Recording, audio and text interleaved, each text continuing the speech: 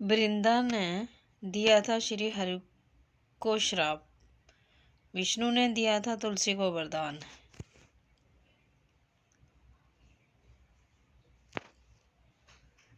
शास्त्रों में उक्त मान्यता है कि भगवान विष्णु और उनके अवतार श्री कृष्ण को तुलसी समर्पित करने से वे अति प्रसन्न होते हैं और भक्तों की सभी मनोकामनाओं को पूर्ण कर देते हैं।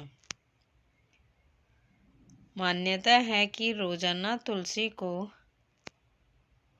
1 लोटा जल चढ़ाने से सभी कष्टों का नाश होता है और जीवन में समृद्धि आती है। पौराणिक कथा के अनुसार एक समय राक्षस कुल में एक अत्यंत सुंदर कन्या ने जन्म लिया था। इस कन्या का नामकरण कर इसका नाम वृंदा रखा गया। बालिका वृंदा बचपन से भगवान विष्णु की अनन्य भगत थी और नियमित रूप से वह श्री हरि की पूजा करती थी। विवाह योग्य होने पर वृंदा का विवाह जलंधर नाम के असुर से हो गया। अर्धांगिनी वृंदा के परम विष्णु भगत होने के कारण असुर जलंधर को और भी ज्यादा शक्तियां प्राप्त हो गई। असीमित शक्तियां मिलने पर जलंधर इतना शक्तिशाली हो गया कि वह मनुष्य और देवताओं के साथ राक्षसों पर भी अत्याचार करने लगा। उसके बल में वृद्धि होने की वजह से उसको किसी भी तरह से हरा पाना असंभव हो गया था। ऐसे में सभी देवताओं जलंधर के अत्याचारों से मुक्ति पाने के लिए भगवान विष्णु की शरण में गए और मदद की गुहार लगाई। देवताओं की गुहार सुनकर और उनको अत्याचारों से मुक्त करने के लिए श्री हरि ने असुर जलंधर का रूप धारण कर लिया और वृंदा का पतिव्रता धर्म नष्ट कर दिया। वृंदा का पतिव्रता धर्म नष्ट होते ही असुर जलंधर की शक्तियां कम हो गई और वह युद्ध में मारा गया और उसका कटा हुआ सिर वृंदा के आंगन में गिरा। वृंदा को जैसे ही भगवान विष्णु के इस छल का पता चला, उन्होंने श्री हरि को कहा कि तुमने छल से मेरा अस्तित्व भंग किया है, इसलिए मैं तुम्हें पत्थर बन जाने का श्राप देती हूँ। भगवान विष्णु का ये स्वरूप शालिग्राम कहलाया।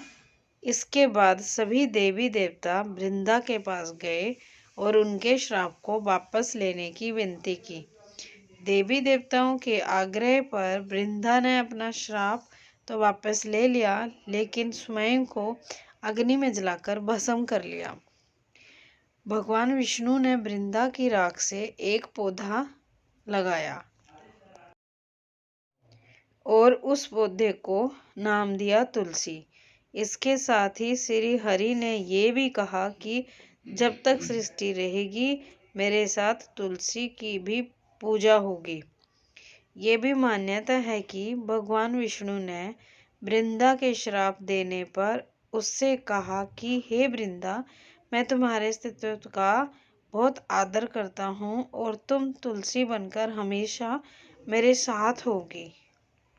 देवउठनी एकादशी के दिन जो भक्त मेरे साथ तुम्हारा विवाह करेगा उसकी सभी मनोकामनाएं पूर्ण होगी।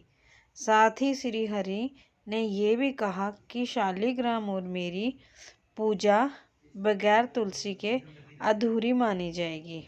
मान्यता है कि कार्तिक मास की देवउठनी एकादशी के दिन जो भक्त तुलसी और भगवान विष्णु के स्वरूप शालिग्राम का परिणय संस्कार संपन्न करवाता है और कन्यादान करता है, उसको कन्यादान के बराबर फल प्राप्त होता है।